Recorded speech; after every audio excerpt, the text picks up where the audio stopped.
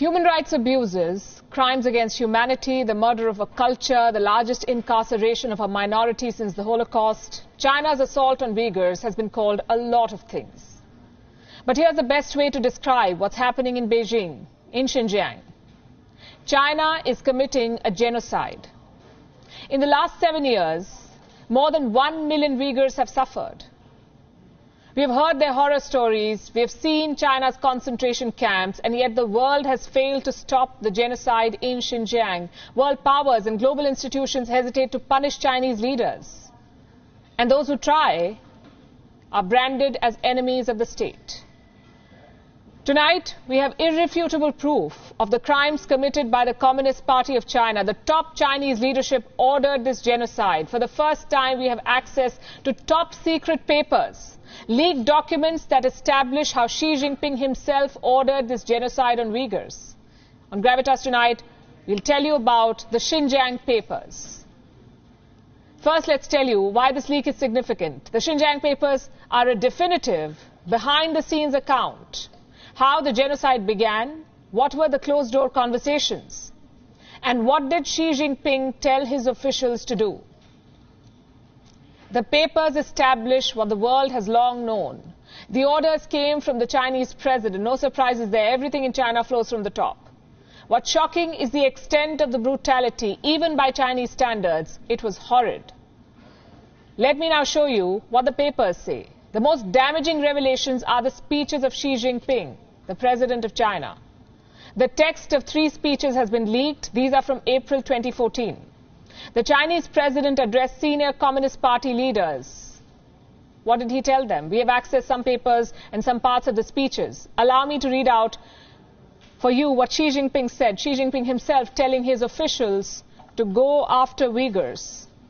And I'm quoting, "Those who should be seized, and those who should be sentenced. We propose that Xinjiang is currently in a painful period of interventionary treatment."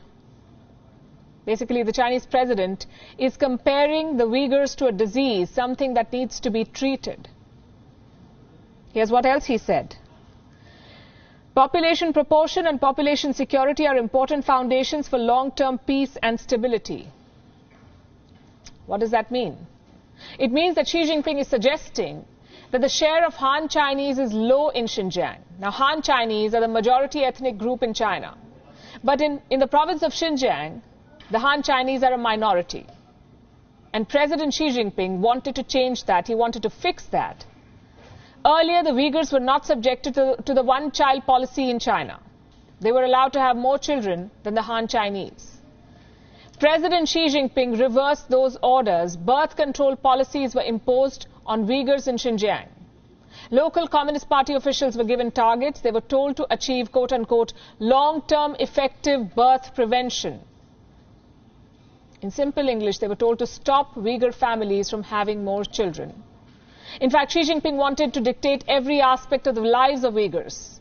Senior Communist Party officials delivered on every demand. Here are some of the statements they made, and these are also part of the same set of leaked documents.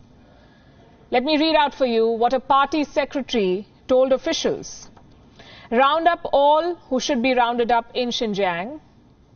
Re-education camps are to be, quote-unquote, unswervingly operated for a long time.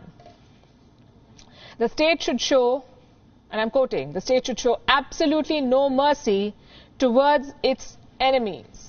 Who are the enemies? The Uyghurs. There are 12 million Uyghurs in China, and the government declared them enemies and went after them. The leaked documents reveal how they did it. Many of these documents had a secret or a top secret classification. Nonetheless, the papers were leaked. The Great Wall of Secrecy around China is porous. Revelations like these do get out eventually. Now, here's a question. Why did the Communist Party of China try to hide these papers? For obvious reasons. We can give you 2. The first one, like I said, is obvious. China wanted to avoid international scrutiny. This planned genocide does not reflect well on them. Reason number 2 is related to Xi Jinping's pet project, the Belt and Road Initiative. The Chinese president saw the Uyghurs as a threat. In one of his speeches, he said that the Belt and Road Initiative needs a, quote-unquote, a stable domestic security environment. He was referring to the separatist movement in Xinjiang. He wanted stability. The separatists pose a threat to the Communist Party and its control on mainland China. So to crush some separatists, Beijing unleashed a crackdown on the entire Uyghur population in the country. There is no end to Beijing's paranoia and suspicion. The Communist Party is obsessed about internal security, so much so that China's internal security budget is higher than its military budget. Anything that is even a remote threat needs to be taken down according to them. The Uyghurs are one example, journalists are another. The province of Henan is putting journalists under surveillance. The authorities plan to deploy face scanning technology. Journalists will be constantly tracked through this. Once they are identified, they will be sorted into 3 different categories. This is what China is doing. Listen to this. 3 different categories of journalists: green, amber and red.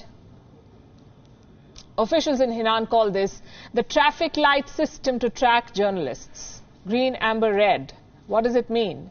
If a journalist is tagged as green, it means they're not a threat. Amber means a potential threat, someone who needs to be watched. And the color red is obvious. Journalists in the red category would be quote-unquote dealt with accordingly. That's what documents from the Henan province say. So we have 2 provinces in China and 1 story. China's paranoid dictator and his quest for absolute control. Genocide in one state, surveillance in another. The Communist Party has been in control of China for 72 years now. And in all these years, the party has flip-flopped on many policy positions. But it has been consistent about one thing: its ruthless pursuit to maintain power and keep control of the Chinese state. The crackdown on Uyghurs and journalists are manifestations of the same paranoia. Those who continue to ignore this and still remain in business with Beijing are accomplices to China's crimes. They're all guilty of backing a genocidal regime. WION is now available in your country. Download the app now and get all the news on the move.